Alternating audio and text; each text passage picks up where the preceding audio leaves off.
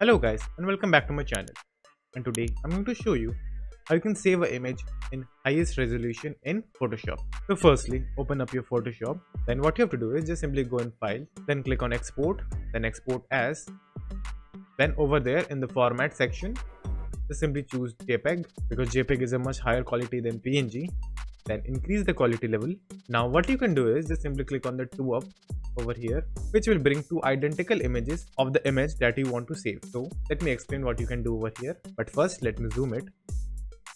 So now what you can do is just simply click on either of the image, make some changes. So as you can see, the right hand side image is in PNG, so let's convert it into JPG.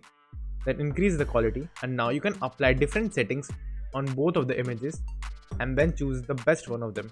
So for example, in the left hand side image, I will choose the smoother option, and in the right hand side I will choose the sharper option. And now if I zoom in, so as you can see the difference, this side is much better compared to this one. So what you can do now is just simply click on that image, then make sure to check the boxes down below, which is convert to sRGB and enable color profiles. Then just simply click on export, choose a location, then save it. So after you have saved your image, now this image should be in its highest resolution possible.